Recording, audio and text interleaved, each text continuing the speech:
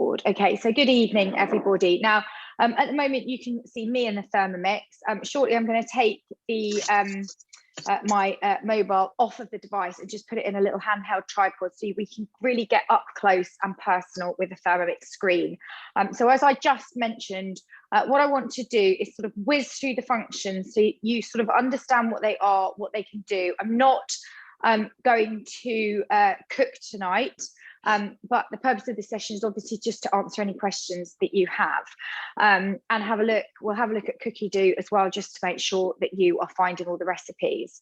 So I think we've already just had a quick question about chopping. How do you chop small? Do you need to cut it smaller to start with? No, well, if you've got something like a carrot, you need to just sort of cut a carrot into 4 or 5 chunks. Then pop it into the machine, and I usually do something like 5 to 7 seconds, speed 5 will do it. If you look at the back of your Simple Ideas recipe book, there are a lot of guides in there. There's everything from sort of chopping, grinding, mincing various different food items or ingredients, through to steaming times for vegetables and protein as well. So looking at the back of Simple Ideas will give you a rough guide. For example, if you want to chop an onion, you just need to peel it and usually chop it in half. Some recipes ask for it to be in quarters, but I usually find a half sufficient. And most fine chopping functions only take between 5 or 7 seconds, and do keep an eye on it.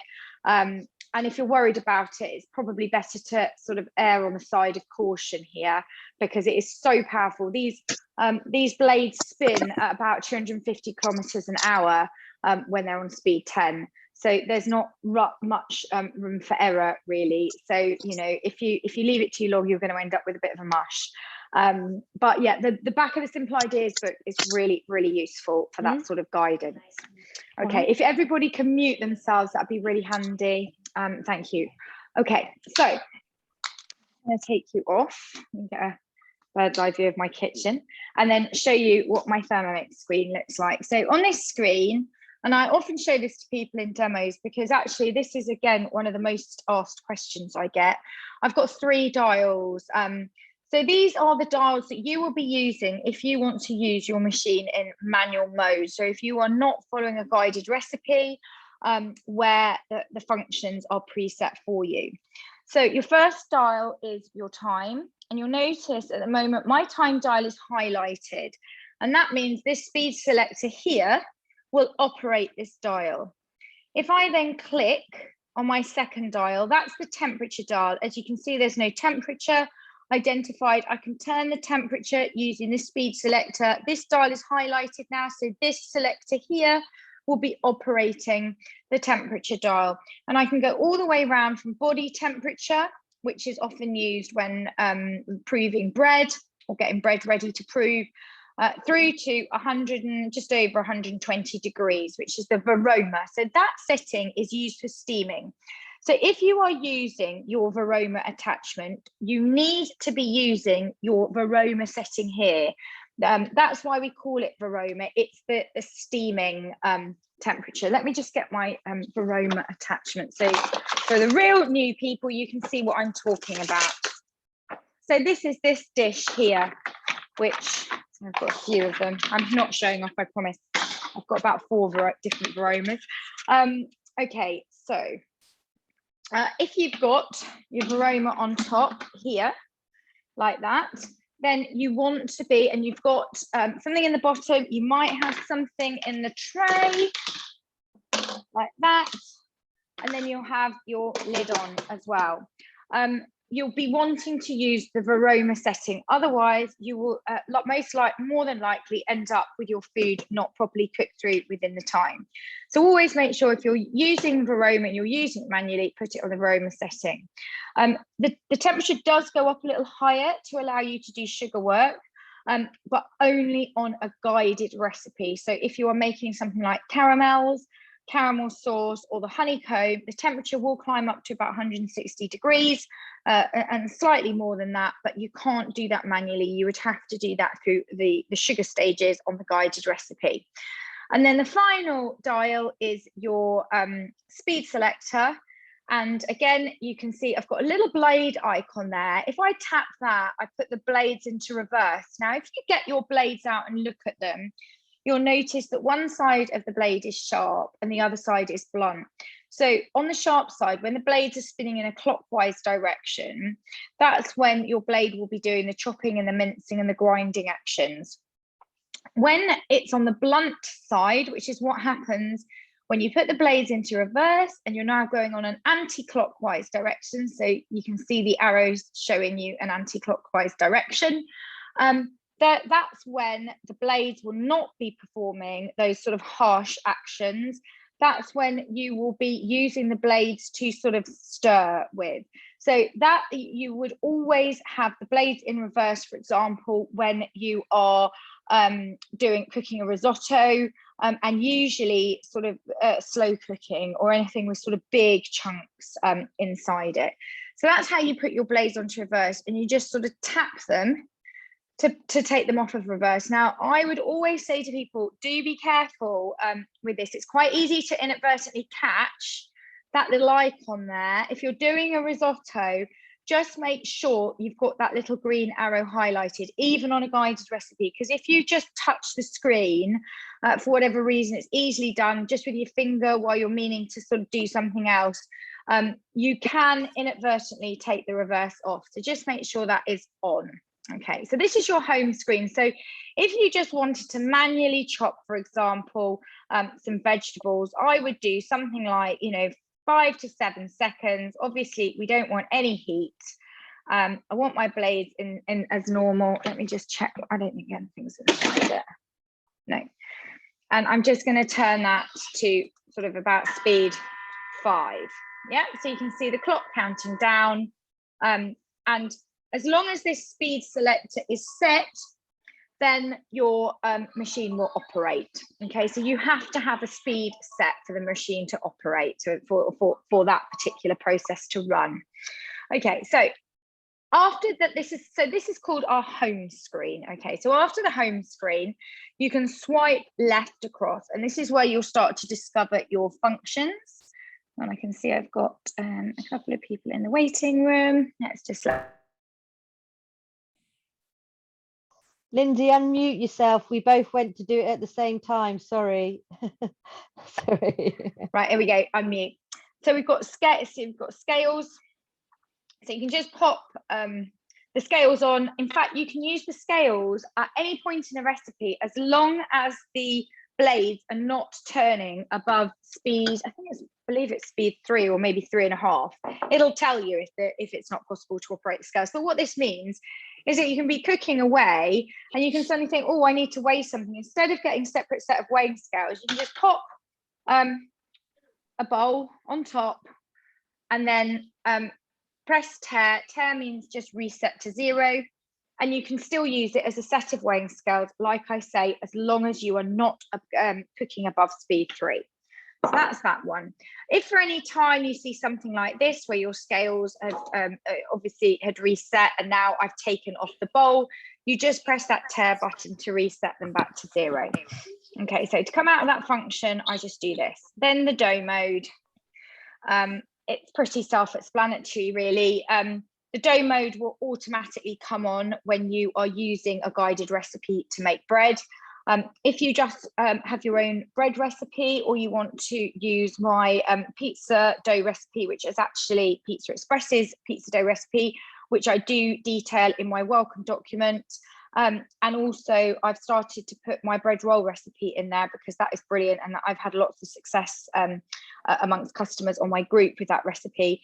Then you will use the scales to weigh in the ingredients manually, and then you come to your dough function, and then you would set 2 to 3 minutes. Most breads will need in about 2 minutes, just 2 minutes. So you can see that dial is highlighted. So I've just turned my speed selector to operate that dial. And then the next thing you need to do is just touch on that function, and you just give the speed selector a twist to start it off, and it will tell you it's kneading. There you go. If you hear me talk about the kneading function, it is just the dough function that often throws people. Hang on, I'm just going to have a drink. Yeah. Okay, so back to this. I'm just going to stop that. Most breads will knead in 2 to 3 minutes. I think there's a brioche recipe on Cookie Do, which requires about an 8-minute knead, but that is as far as it gets. So, you know, you can have food, you can have bread on the table really quickly, within about an hour and a quarter, actually, using this function, which is fab. Turbo, this is quite useful for, it's basically a, like a pulse on a food processor. For those of you that have owned food processors, you can change the time interval between 1 and 2 seconds. And again, that dial's highlighted. So my speed select or my selector button is going between 1 and 2 seconds. And then I can just tap on the sort of the mode itself. Once that dial is highlighted, I just click on. And it's going to chop. So it's going to be a really, really strong blast for 1 or 2 seconds. Now, this is used for things like chopping nuts, chopping chocolate, grinding wheat grains. Actually, you can do grains into flour. You can do sort of grind chickpeas as well into chickpea flour. You could grind millet or quinoa into quinoa flour. So you can do all of that with a turbo function, or you can just whack it up to speed 10 and run it at speed 10 for sort of 20 to 30 seconds, depending on how much you've got in there and what a guided recipe would suggest. So that's turbo. You can also grind coffee beans with that, which is quite useful. In fact, my neighbours keep coming around. They inadvertently buy coffee beans and they don't have a coffee grinder. So I end up just grinding their coffee beans for them fairly regularly. And when I grind coffee beans, I tend to do it at about 20 seconds speed 10 rather than just doing blasts on turbo, but either function would do it.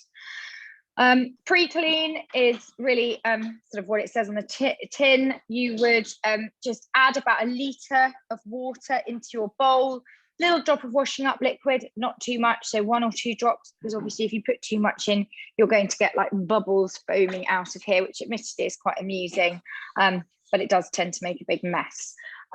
So you can put washing up liquid, or you can just put vinegar inside it.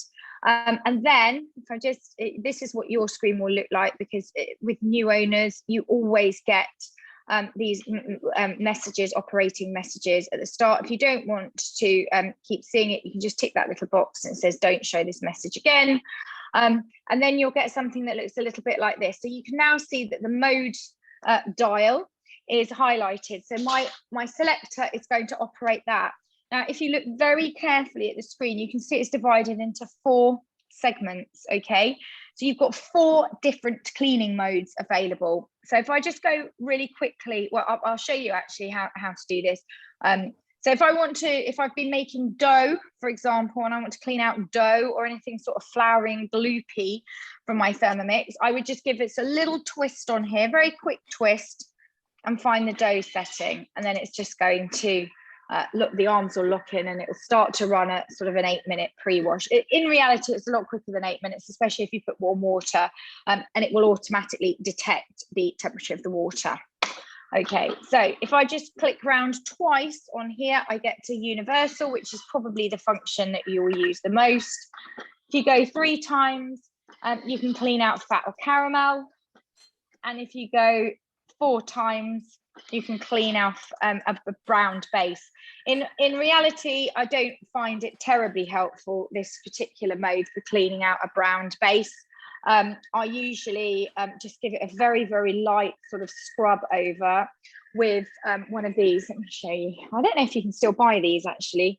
These sort of nylon, these are really good, very cheap. Nylon scourers are really handy actually to remove anything stuck on the bottom or browned.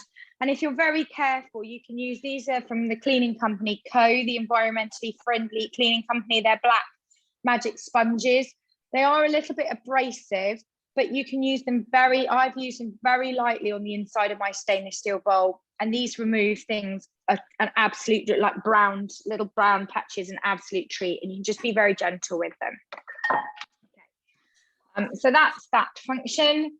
Then you've got your blender, pretty much says, it does what it says on the tin. And again, with the blend option, you've got various different, so it's preset for 30 seconds. You can blend for longer just by obviously increasing the time on that particular dial.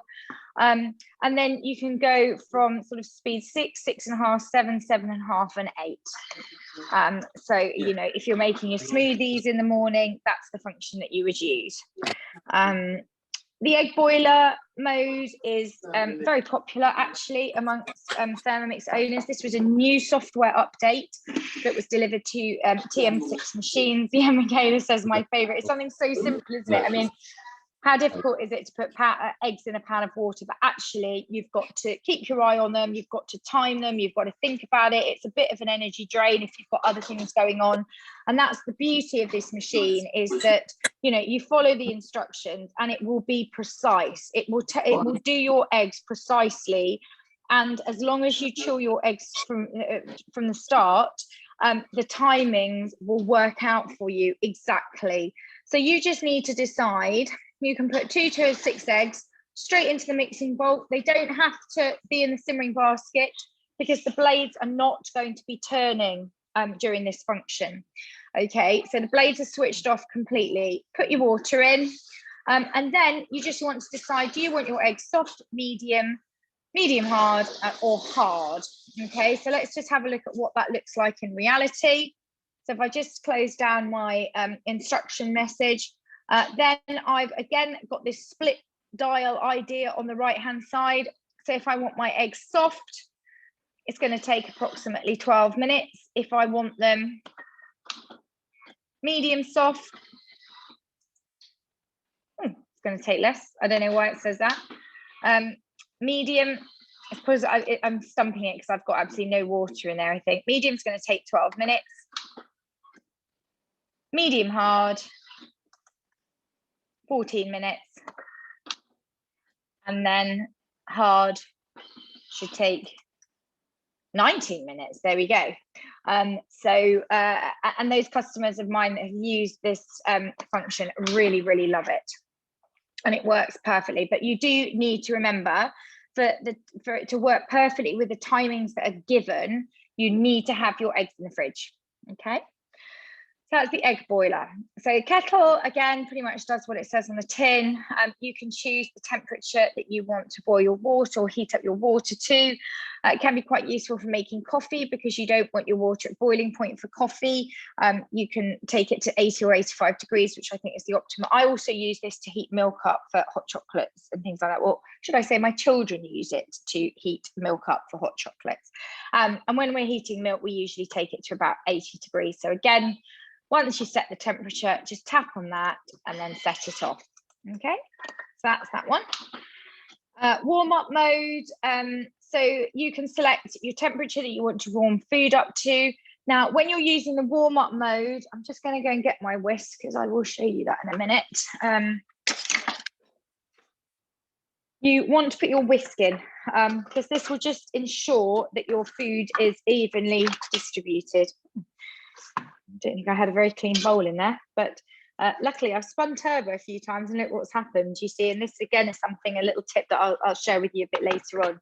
It's flung whatever was stuck underneath my blaze out into the side of my Thermomix bowl, which makes it really easy to clean up afterwards. So to put your whisk in, you always just pop it over the top of the blaze and then just give it a little twist. Okay, can you see? At the moment, it's sort of sat in between the blades like that. And I'm just going to give it a little twist so it sits right next to one of the blades. And that is your whisk popped into position.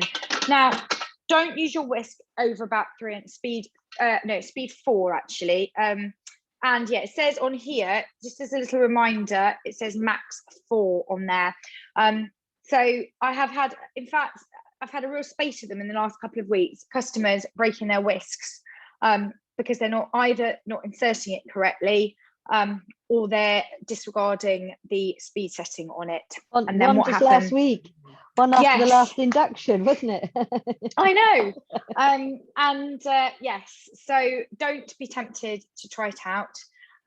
even though I did manage to whisk a meringue at speed 9, but I think I got lucky after I saw Tom Aikens do it on Instagram, which he actually should not be recommending. But his meringue, I was delighted to say that his meringue didn't work anyway. So, and he was using a Thermomix. So yeah, don't be tempted to do as Tom Aikens does and run it at speed 9 because it doesn't work. Okay, so that is your warm-up function. So basically you would have anything that you might well have food still in there from earlier in the day, or you might just want to warm something up that you've cooked previously and has been in the fridge. So you would put your whisk in, put your food in, put your lid on, and then just select the temperature that you want to heat the food up to, and it will automatically set the time for you. So you don't need to think about it. You don't need to go and stir it because that is what the whisk is doing. You can just leave it. Okay, I think it would probably give you a rough idea of time anyway once it starts. So it will tell you whether it's likely to be, 30 minutes or 45 minutes or 20 minutes or something, depending on what temperature it detects in there. Okay. So Thicken Mode, that's brilliant for making sauces like bechamel or a hollandaise sauce. I won't talk too much about it because actually you would do this mostly really through a guided recipe. So if you want to make a bechamel, look at or a white sauce or a cheese sauce, sauce mornay or a hollandaise, just look at the guided recipe for that. I tend to, if I'm making a bechamel sauce, actually up the temperature slightly to 100 degrees, just because I don't find sometimes it thickens enough at 80, especially if you're doing larger quantities. So if you've got a big quantity of bechamel, like we're talking a litre plus, or not a litre plus, sort of a litre plus of milk, I would up the temperature certainly on that, because you need it at a certain temperature for the starch to kind of thicken and absorb the liquid. So that's a little bit of a tip there with the bechamel. And also things like gravy. If I make, I will make my own my gravy to go with the roast dinner. It's fantastic in a Thermomix because what I do is I use my Thermomix usually to steam all my vegetables. So I have potatoes in the simmering basket. I usually have parsnips under here. I've then got carrots or, my greens on the top. And again, you just refer to the guides and simple ideas, or Michaela actually did a great, Michaela's the queen of Sunday roasts, using the Thermomix. And there was a really useful post you put up a little while ago with timings, wasn't there? So you can search the Facebook group for that. So what I tend to do is I've steamed all my vegetables, and of course I've got all the beautiful steaming water in my bowl. So I decant that into a jug, and it's usually about 500 ml, which is the perfect amount for gravy. Then I make my roux. So my bowl is still warm, perfect. I put my butter in, and for about 500 ml of gravy, if you don't want it too thick, I would go for about probably 40 grams of butter. 40 grams of butter, 40 grams of flour straight in.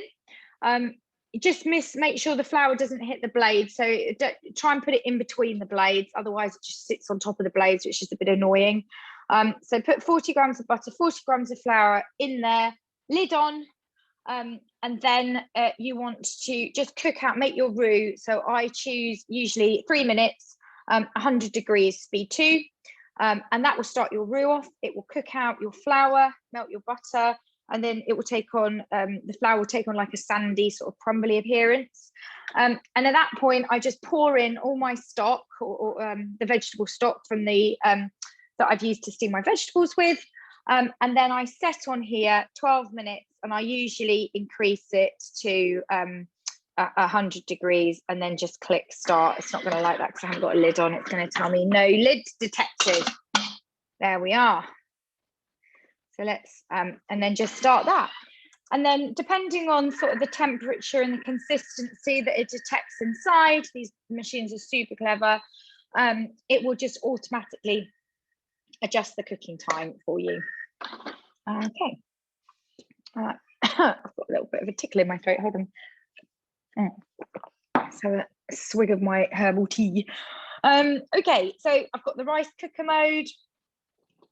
To be perfectly honest, I don't use the rice cooker a lot. I like to steam my rice in a simmering basket. You pick up a simmering basket, So it's a really good steamed rice recipe on cookie dough, which I would recommend that you use. The drawback is you can really only do a maximum of 350 grams in the simmering basket, because of course once it's absorbed the water, it doubles. In reality, I find probably 250 grams, 275 grams is an ideal quantity. And that, you know, that will serve, we only usually have about 50 grams of rice per person. So that sort of comfortably does the family of 4 to 5. Oh, Kelly, you might need to take over. Hang on, I don't know what's going on. Let me just put myself on mute. I need to quick cough.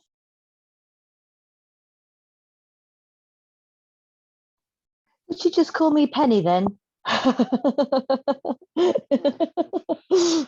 Oh, it's all right, Liz. So yeah, there is a really great cookie dough recipe for steamed rice. I think it is called the steamed rice recipe on cookie dough. I've literally just put that into the corner there. She's coming back. I'm coming back. You saw me. Yeah, I don't know what's going on. I got my eyes are watering and everything. I've got a tickle in my throat. It's that rake starting to impact you. Been out in it all day. Oh, it could well be. Yeah, absolutely. Okay, so just going back to the rice recipe. Yeah, fine. I can see Michaela's put it in the chat, which is great. The rice cooker is good for larger quantities of rice. So if you need, you can hear it in my throat, can't you? If you need to cook larger quantities of rice than 300 grams, I would use the rice cooker. Find the collection. There's a rice cooker collection on Cooking Do, and that will guide you step by step through cooking rice, cooking millet, I think is on there, cooking white rice, cooking brown rice. I don't think quinoa is on there actually. If you want part of a guided recipe though, isn't there, quinoa? No, if you want to cook quinoa, I usually do it in the simmering basket. Oh, right. Just steam it for 20 minutes. Okay, so that's the rice cooker. And then what else have we got on here? Fermentation, fantastic yogurt. So I use the creamy vanilla yogurt recipe on Cookie Dough. It's an Australian recipe, so just make sure you've got your filters for the UK off and onto English. We can have a look at that in my bookmarks folder. So it just consists of making up your yogurt mix in the bowl of the Thermomix. You heat it up, you then let it cool down, you add your yogurt, add your cream, add some sugar if you want to, add a starter culture. So usually a little bit of live organic yogurt, or just live yogurt. I usually use the Yo Valley one to start it. Or if you've got yogurt that you've already made from a previous batch, you can use that. Often I add a probiotic capsule or two as well, and some skimmed milk powder or full cream milk powder, depending on what I've got. So you make your yogurt mixture, it's all runny, pour it into jars. And again, the link for the jars, they've just come back into stock actually on Amazon. I use some Reken jars, R-E-A-K-E-N. And I believe that they say they're 140 ml, I'm sure, but I don't think they are. They are really lovely sized yogurt pots, actually, especially for children. Some people like more yogurt, that's fine. You can set it into large jars, but these are, you get a set of about 12, I think, in a packet. And they work really well. I spelled that correctly. R-E-K-A-N, did you say? Sorry, R-E-A-K-E-N. Oh, yeah, they're the little ones with the pop-on tops. Yeah, we've got those. Yeah, they're really good. They do have plastic lids, but I have got a set of jars with metal lids, and I find the metal lids are corroding. So you can either get plastic lids, or if you don't like the idea of plastic, then use glass. That would do it. And then what you do is you set your little jars, your yogurt pots into your varoma. Just rinse out your bowl, and then you put your water in your bowl with a little bit of lemon juice just to stop it rusting. It won't rust. I mean, I regularly leave water in the bowl when I shouldn't do, because I just forget it's in there, and it's absolutely fine. Put your varoma on, yogurt pots inside, lid on, and then you just start your fermentation mode. What have I done? Have I just come out of it? No, it's wanting to go into Cookie Dough now. So here's my fermentation mode. Again, if you're doing this off a guided recipe, it will automatically come on. Michaela, can you just mute that person? Thank you. if you're using a guided recipe, it will automatically give you the time. I often just increase my time to 10 hours. In fact, you can go up to 12, but 10 hours is fine. And then usually around 70, and then just click start, and it will start fermenting your yogurt. And 10 hours later, 12 hours later, if you want to, you can come down to beautiful, creamy, fresh yogurt. I wouldn't eat it straight away because it'd be warm. So you want to pop it in the fridge, and it sets absolutely beautifully. It's so much cheaper than buying yogurt, and obviously you don't have all that plastic as well. So there's a real saving both in cost. It's a lot cheaper to make it yourself, and also in materials as well. The other thing to say about yogurt is I always use UHT milk because I think it gives a creamier result. And what you want to do, and I'll probably show you this straight after I've just finished off the functions. Oh, there's the slow cooker function. I'm not going to talk too much about that because actually I would just follow a guided recipe for slow cooking, and it will automatically switch on that function for you. If you want to sort of wing it and do your own recipe, I would recommend that you just follow the sort of the steps in a guided recipe, but use your own ingredients. Okay, so find a similar recipe to the one that you want to cook, use your own ingredients. I did the chicken chasseur today, and it went on to slow cook. It is the most amazing dish I have made, I have to say. Yeah, it's Fantastic. delicious, that one. And then sous vide, I get asked a lot of questions about sous vide. Again, we have got collections on here. I'm just going to shut the door. So I think it is worth just having a look at a sous vide collection, and just for the first time, do it exactly following the recipe, because that's what they're there for. They're guided, they walk you through it step by step. The most common question I get asked about sous vide is, do I need a vacuum sealer? And the answer to that is no. You just need a jiffy bag with not a jiffy bag, I said that last time. You need a Ziploc bag, like one of these. Okay, so you would put your food inside it, and then I use something, you can Google it, called the water displacement method, just to expel all the air out of the Ziploc bag. So that's really important. You don't want any air in this bag, because otherwise it's going to float on top of the water bath and not submerge. So as long as you've got your bag submerged inside the bowl, and you will need your blade cover for this. So I do recommend most people buy blade covers. Where's my blade cover? Oh, here it is. So if you haven't got yourself one of these, you really do need it for slow cooking and for sous vide. You would pop, if you're sous videing, you would pop your blade cover inside your bowl, just over the top of the blades, like that. Give it a little twist, and it's sort of locked into position. Then you will fill this up to the maximum capacity, so just over 2 litres, with water.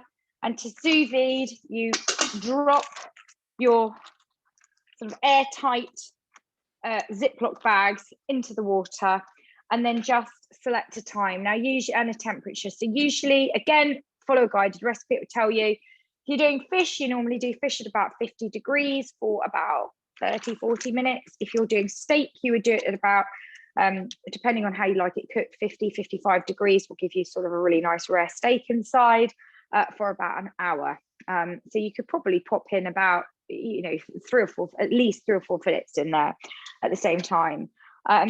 If you want to see it done as a demo on my YouTube channel, we did a Valentine's Day demo back at the end of January, which I uploaded to YouTube, and I sous vided a steak. So if you just want a little bit of more confidence at doing it and you want to see it done, then have a look at that YouTube tutorial. It went really well. And I always finish my steak in a pan in some butter, just to give it a bit of color, because otherwise it doesn't have that beautiful sort of brown, beautiful caramelized color or taste on the outside. But sous vide steak is fabulous. It's so tender and juicy. Once you've done it, you're unlikely to go back. So that's your sous vide function. But again, if you're not sure what you're doing, then please just follow a guided recipe. That is what they're there for. So they're all the functions. I just want to go and have a little look at the menu. So just to show you that, 3 little lines on the top left of the screen. You've got your My Recipes. So this is your Cookie Do app, okay? So this is pulling all your data from your Cookie Do app. So all your data is held on the app in the cloud and not locally on your machine. The only data that is held on your machine is your recently cooked list. So if you ever have to do a factory reset, I promise it isn't as bad as it sounds. You will not lose all your Cookie Do information. You will just lose any settings that you have specifically put onto the machine. And I'll show you those in a moment. So under My Recipes, you've got your bookmarks. So any recipes that you bookmark on your Cookie Do app will appear in your bookmark folder. So my creamy vanilla yogurt is on here. Just seem to have a load that I end up in here, and I don't actually cook half of them, so I need to do some weeding out. Actually, here's the creamy vanilla yogurt one. So you would bookmark your favorite recipes so they're easily to hand. Okay, so that's bookmarks. Then you've got your created collection. So you can see these are all my folders of recipes that I've created in Cookie Do. So you can have as many folders as you want to, with as many recipes in as you want to. And then your saved collection. So these are the cookery books that are put together for you by Thermomix. So you can have collections, as many as you want, from all over the world. The collections range from sort of 10 or 11 recipes on a certain theme up to published cookbooks of sort of 60 to 100 recipes. It is well worth having a look through Cookie Do, and I will show you how to find the collections on Cookie Do when we look at Cookie Do in a minute. It's well worth spending a lot of time having a good poke around Cookie Do, finding recipes, finding collections. The people that get the most out of their Thermomixes are the ones that sit down and look through Cookie Do for the inspiration and find all the fab recipes. But again, you know, my group is really helpful for that. My customers and other members of the group share, and advisors share a lot of recipes that they have done on that group, and that's what it's there for, is to inspire others, to show them new recipes and different things that they can cook using their Thermomix. So there are those, that's where your recipes are. Under my week, obviously you've got your weekly planner. Now I don't think I've got anything in there. Oh, look, I've put in bagels today, which we actually did start. My 10-year-old daughter started that as I nipped out earlier, and then we went off for bike rides. So actually the dough is just sat in the fridge, and I'll finish them off tomorrow. And then I'm not doing Christmas tree pull-apart bread, but I think I just popped that in at a demo last week to show people what the planner function could do. So anything that you've planned in through the Cookie Do app will sit in your week. Obviously you've got your recently cooked list. So this is like your history, and this is what is stored locally on the machine. So you can have it if you cooked a recipe in the last little while. I don't know how many recipes it holds actually in there. And you just think, oh, I did that a couple of weeks ago. I'll just scroll back. You can find it on your recently cooked, as long as you haven't done a factory reset. Then under your settings, this is a really useful one for people, especially if you're making yogurt. You want to go to sounds, and then you can turn your volume and the duration of the end tone down as low as it will go. So it is set, sometimes it's set at unlimited or 15 minutes, which is a nightmare. It will just ring at you, beep at you for 15 minutes. And that, believe you me, when you've made yogurt and it finishes at 4 o'clock in the morning, is a nightmare, because it will wake everybody up. So I would just put it to 10 seconds and put it to low, and then nobody will hear it. And you can change your volume, you can change your melody as well. So it's currently on standard sound, but there's a variety of other ones. So if you've got children that want to have a play about, then you can get them to personalize your TM6. And then you can change the volume of the next button. It's quite a loud click, so if you find that offensive, just turn it down as well. And then the rest of it, so if you're going to take your TM6 around with you can put it into transportation mode. Sometimes inadvertently customers will put it into transportation mode and then wonder why their locking arms won't unlock. And generally that's because they've inadvertently put transportation mode on. So that's one thing to check. You can sort of play about with the brightness of the display as well. This system of measurement, if you've got recipes that you're doing manually and you want to change it to ounces, you can change it to imperial measures here and then change back to metric. If you are doing a guided recipe, however, from America, it will automatically change the system of measure for you. Okay. The Bluetooth is there for connected devices. Bluetooth, if you've got a Thermomix Friend, which is our sort of new companion device, then you will need your Bluetooth switched on for the two machines to talk to each other, but otherwise that is not usually needed. And then if you ever need to do a factory reset, it's there under the settings menu right at the bottom. Okay. So that is the menu. I think we've gone help. What's under help? Oh, so you've got your safety instructions there. If you ever need to contact Thermomix, you've got all the contact details there, including the phone number, which is really handy because often I get asked what that is. And actually it's all stored on your Thermomix screen. And then actually the instruction manual is also on here, which most people don't know as well. So again, if you just want to sort of familiarize yourself with some of the do's or don'ts or some of the features, then go back to your instruction manual, or look, you can, I will upload this session to my YouTube channel as well. So if you just want to listen back to it, then please feel free to do that too. So that is just a sort of a whirlwind guide to the Thermomix Screen and the features and functions. If we just have a quick look at a recipe, I just wanted to show you, this is where we got to with the bagel. In fact, we didn't even get this far with the bagels because we didn't prove them at all. They're in the fridge. When you're in a recipe, there's 3 dots here. Can you see there's 3 dots at the top of the screen? If you click on that, you can, I find this quite helpful. If you just want to go back to the overview of the recipe, you can just sort of scroll down and see what's coming next. So that's really helpful. And then you can go back to exactly where you were in the recipe by pressing continue. So to find the actual recipe detail, just hit that down arrow. Then once you finish, go back and press continue, and it will take you right back to where you were in the recipe. You can also put your scales on, and if you have decided you don't want to do that recipe anymore, you can cancel it. So if you just come out of that recipe and you haven't finished, you'll notice this little bookmark icon. By pressing that, it's bookmarked the recipe for you, so it will take you straight back into where you left off.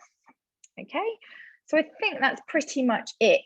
To come out of there, press the home button. If you find that your locking arms won't release, and sometimes it just gets its knickers in a twist, it is a computer, then I would switch my machine off. I press and hold that button, and it just tells me it's going to be shut down there. So that's one thing that I've found people are fascinated by in demos, because actually they don't realize you can just override the sort of the automatic shutdown process and shut it down quickly. So if you find sometimes that your locking arms don't release, and like I say, it's very, very infrequently it happens, you might need to turn it off a couple of times. I had a customer at the weekend who phoned me in a panic on Saturday because he couldn't get his smoothie out.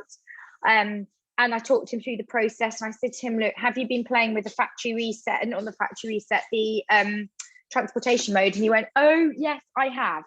So that was it. And once we took it off transportation mode, the arms released and he could get his smoothie out. So that's just one thing to bear in mind either. And if it really has a complete paddy, then you may well need to do a factory reset. But like I say, it isn't as bad as it sounds, because actually all your data is saved on the Cookie app on the cloud and not directly on your machine. Right, so we will have a quick look at the Cookie app. Lindsay, before you do that, do you want to just show how you take the bowl apart? And then we'll good idea, Michaela. Yep, fabulous. It's always a big Great idea. Yes, exactly. Okay, so let's take the bowl apart. Let's take the blade cover out. Here's my bowl assembly. I've got my base here now. The first couple of times you do this, it's going to be really stiff. But if you, the more times that you sort of loosen it and take it apart, the easier it becomes. So I'm just going to turn it to the side, off center. There we go. And then my blades will just drop out like that. Okay, so to put them back in, I put the blades in from the top and then turn it upside down and then effectively do it in reverse. So I just pop the base off center and then just use my sort of forefinger to close it. Super easy. Like I say, the first 2-3 times you do that, it will be really stiff and then it will just loosen off for you. And I always put sort of a tea towel down under my work surface just to protect it, because obviously the blades just drop out. And if you've got, you know, a granite marble work surface or a ceramic sink, you don't want them being chipped because they are quite heavy. So that's that. And the other thing to sort of note is that the simmering basket has a little hole on one sort of side of it. So that's the side that you want to put nearest the handle, because the idea with that is that the little lug, you'll see the lug there, the spatula, it's designed to hook into it like that, so that you can safely lift it out when it's been steaming. So that's genius. It means that you don't have to, you know, try and get your hand in and it's like at 100 degrees and you won't be able to pull it out. So that's really helpful. And then there's a little recess there. It can all go in the dishwasher, Lorena, the whole lot.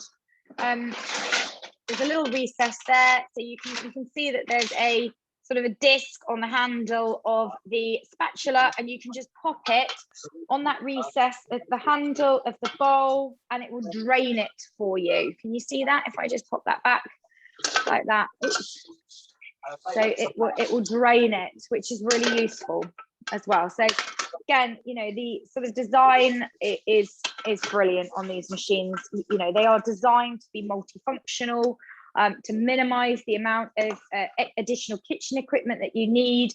So really, you know, you can sort of almost get away with this as your kitchen. So ideal for people that are space compromised, or if you're going on holiday and you're self-catering, then you can take your Thermomix with you.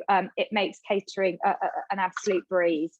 So absolutely everything can go in the dishwasher apart from the white Thermomix unit. Yes, even the bit with the metal pins. You just need to make sure, and this is all in the manual as well. So you just need to make sure that when you take it out of the dishwasher, you dry off those metal pins, okay? Dry them off with a tea towel, because you don't want any water on those, because that is what goes in to the housing unit. And that's where, you know, the electricity is passed between. But yeah, absolutely every single part of the Thermomix, apart from the white base unit itself, can go in the Thermomix. And you know, these are used in professional kitchens, so they have to be able to be dishwashed, every single part of it. Okay, so have I covered everything, Michaela? I think perhaps you'll tell me if I need to do something else. Okay, so now I'm just going to share my screen and just have a very quick look at Cookie Do for the last 10 minutes or so. So hopefully, I'm not doing this on a laptop, so I'm hoping it's going to work. Okay, so hopefully you can see my screen now. So the first thing you'll notice is that Cookie Do is personalized to me. So it says, hello, Lindsay, what would you like to cook today?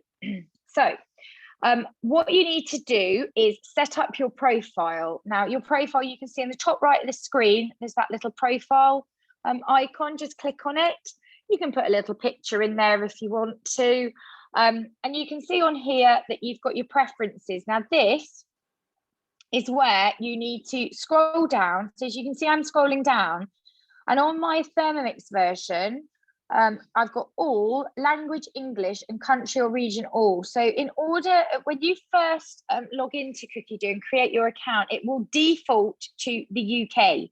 So in order to set it to English, you need to just update your filter. And then you can click on language English. You must remember to come down to where it says country or region and remove the UK tick. This is often the piece of the jigsaw puzzle that people fail to do, and then they still only find UK recipes. But you must make sure that where you see the United Kingdom there is not a tick in the box, okay? So you want your settings set to English and not UK, and that will find all your English language recipes from around the world. So it will widen your search criteria enormously. If you want to put in your cooking style, then you can. So if you're sort of vegan or vegetarian and you don't want to see the meat recipes, then add that as a tag under cooking style. Okay, I don't know what's under more. Oh yeah, so if you're ever given Cookie Do vouchers, so if you are kind enough to host a demo for us and get a group of friends together so that we can sort of help grow our business and introduce Thermomix to more people, then you are often rewarded with a Cookie Do extension voucher. So these extension vouchers, I believe, have to be entered via the website, but you would do it under your account. I don't think you can do it under here, actually. I think it has to be done through the cookiedoo.co.uk website. So if you're ever given a Cookie Do voucher, go on to cookiedoo.co.uk, log in. So you need to remember your email address and password. And then you can go to your account settings and then go to vouchers, and you can upload your Cookie Do voucher there. But we have a lot of customers actually that love the Cookie Do extension vouchers because it is a way to get Cookie Do for free. So Cookie Do costs £30 a year, but if you were, for example, to host a demo once a season, which is great for you actually, because we will show you new seasonal recipes, new recipes that you might not have discovered. You can invite your friends. Obviously, we're going back face to face now, so you can make a little bit of a social thing out of it as well. And as a thank you, we'll be able to keep extending your Cookie Do free of charge for you as well. At the moment, if you host a demo, either online or if you're doing one in the garden, for example, with a group of friends, we can give you a silicone baking mat. So that is our host gift for April. So if there's anybody on here that would like to host a demo, wants to discover more about their TM6, wants to share their amazing edition with their friends and family members or anybody that they know, and we find that once people have a Thermomix in the kitchen, they love to talk about it, then please talk to your advisor and book a date with them. Dates are booking up fast because we have got the coveted silicone baking mat back. And this baking mat, let me just try and see if I can put my camera on. I don't think I can. I'll show it to you at the end, actually. It's fabulous for bread and dough and pastry. So I'll show you that at the end. Okay, so here's Cookie Do. Now, whirlwind guide to Cookie Do. I ignore the search bar on Cookie Do. I always go, can you see at the bottom right of my screen, I've got search as a little magnifying glass. I always go in there and I search Cookie Do on there, okay? So if I just want to, I can scroll down, I can think, oh, I'll have a look at that coconut and spinach dark, click on it. I can either click cook today, I can add it to my week. I think, oh, well, actually, I might cook that on Friday night for a fakeaway. Let's save that. That will go into my planner for my week. I could, if I wanted to, maybe add it. I think maybe I might do it on the 6th of May, pop it into there. So if you click on my week, which is on that bottom toolbar, you can see it's both been entered today on the Friday, the 16th of April, and Thursday, the 6th of May as well. Okay, so let's come out of my week. If you go to my recipes, these are all, first of all, I'll look at my created collection. So these are all the folders that I've created myself. Now, when you're a very new Cookie Do user, you won't have created a collection yourself. So you can just create your own folders, name them, save them, okay?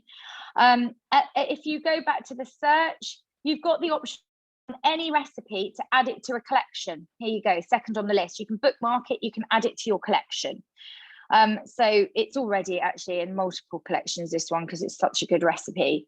But it's probably in my Asian collection and in my demo collection. And if you haven't got a suitable collection there, just create one and you can pop it in there. Okay, so if you want to go back to the search function, you'll notice at the top left of the screen, you've got both recipes that you can search for and collections. So if you just want to search for the collections, so these are the cookery books. Now, actually, it has defaulted here to no filter. So these are going to be collections that are in every language around the world that we sell in the countries that we sell Thermomixes in. So you will probably want to go back because there'll be a lot of stuff in here that you obviously, if you don't speak the language, you can't read. So if you go into filters, and there are a lot of collections duplicated in the different markets as well.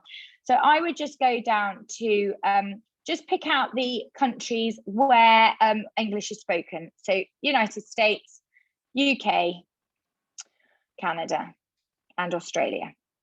And that will give you about 544 all English language results.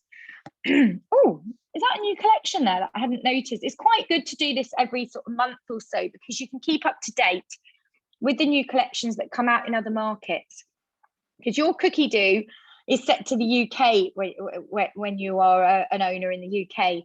So you will only be told on your homepage about new collections that the UK bring out. You won't be told about any collections that the US or Australia bring out. That no waste, that's new, isn't it? Yes, that's new. So I'm thinking, let's have a look down. I've just been looking at that. It's got some great almond pulp recipes in. So if you want to look at it and then save it, you can save it. It will go into your cookie dough collections. Usually it tells you what country it's from, but it doesn't say that. Who knows? Lemon pound cake. That might be an American one, actually. I know they like their pound cakes. In fact, the clue will be if you go into it and see a zucchini, whether it's in grams and ounces. There we go. It's in ounces. So that's more than likely to be an American collection. So it's really worthwhile periodically, so once a month or so, just having a look through the new English language collections, because you kind of forget about them otherwise. And you'll see, you can see there are collections duplicated, and this will just be because Canada or America or Australia have brought out their own particular version of it. Okay, so let's go back to recipes. And what's I going to do? I want to show you the shopping list, really. So if you click on the shopping, you can see I've got 5 recipes added to my shopping list. So to add a recipe to your shopping list, say you wanted this one, if you think, oh, right, I'm going to do that tomato and salami fettuccine, I would like to add that to my shopping list. Okay. So that is just going to go onto your shopping list of ingredients. I've now got 6 recipes in there. You can organize them either by category, which could be quite useful as you're walking around the supermarket. I quite like to look at them by recipe themselves. You can edit and amend all of this. So for example, butter, I've got butter on there, but actually I've got double cream. So I'm just going to click on that so I don't need it. I know I've got eggs in, so I'm just going to take that out. I've got Parmesan, I've got bread flour, I've got butter, I've got water, so you can edit and amend it. You can add anything that you want to by using this green plus button. So if you just do that, you can add items manually. Okay, and when you're happy with your shopping list, you can just click on the 3 dots at the top right, and you can either share it with somebody, so you can send somebody to the supermarket for you with the shopping list if you want to, or you can just click order ingredients. So you can choose which store you want to order them from, whether it's Waitrose. At the moment, we've only got Waitrose and Sainsbury's and Ocado on here. Well, obviously I'm on Zoom Fresh, but I don't really know anybody that uses that. We did have Tesco and Asda for a while, but there's been problems, unfortunately, with the list integration from those platforms. So for the moment, they have taken them off until it is resolved. It is being worked on, and we don't have a date. We've been told that it's a pretty serious problem. So at the moment, they can't give us a date as to when Tesco's and Asda will come back on, which is a shame. But you just to select your store, let's go to Waitrose. There we go. It will tell you what it costs in your Waitrose basket. It's £84. So if you want to just swap your store over to Sainsbury's, can you see I just clicked on that down arrow by the Sainsbury's logo on the right hand side.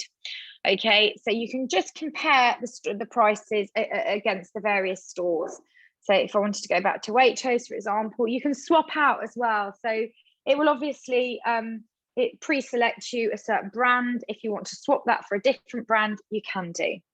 So let's just go back out of there onto cookie dough.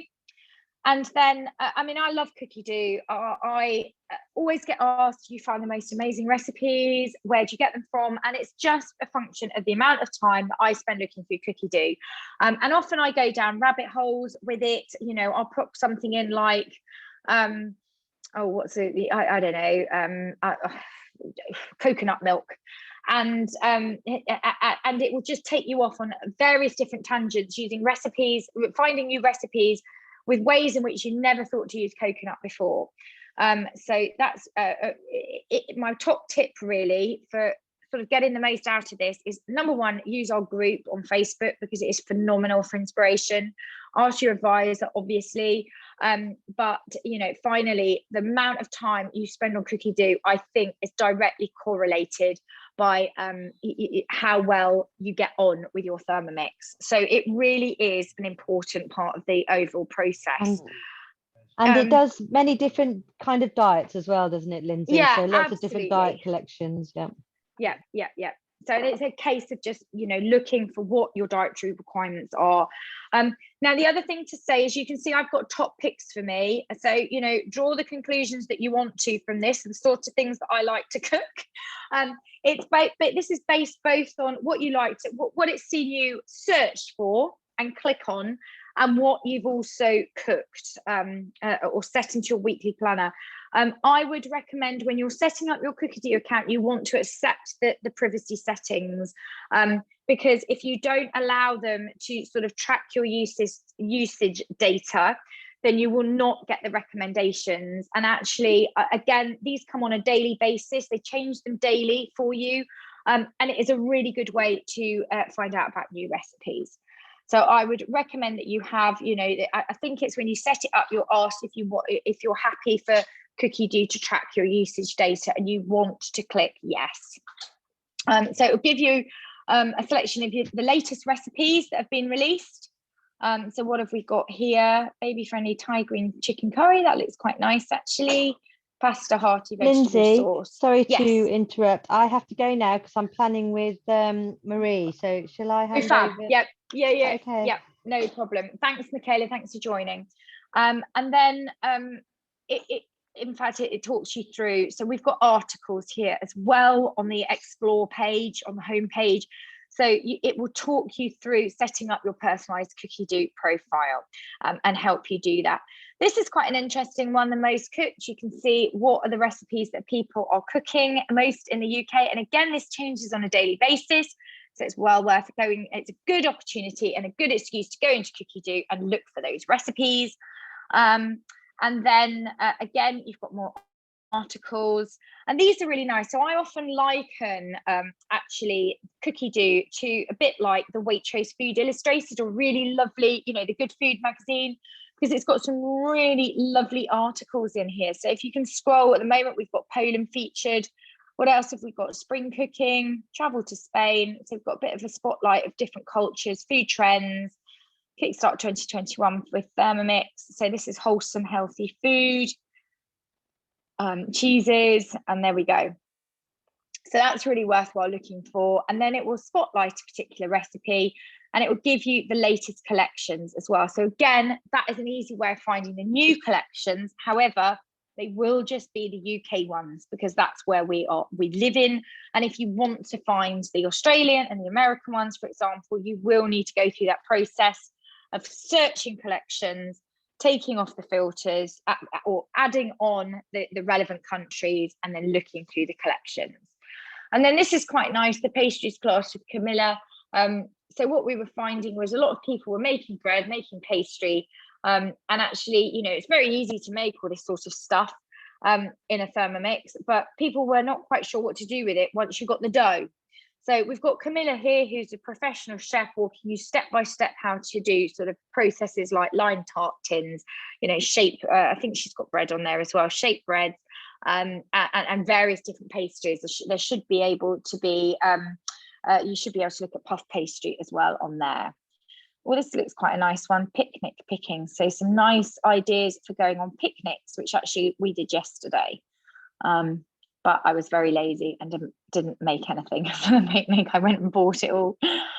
So that is Cookie Do, Whirlwind Guide to Cookie Do. So I'm just going to come back, hopefully, to Zoom.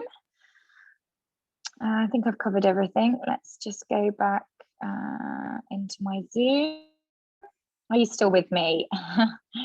Have we got any questions in the chat that I haven't answered? So what can go in the dishwasher? I think we went through that quite extensively. So absolutely everything apart from the white housing unit. Yes, the black bottom bit of the jug can get wet, or your preferred language like Brazilian.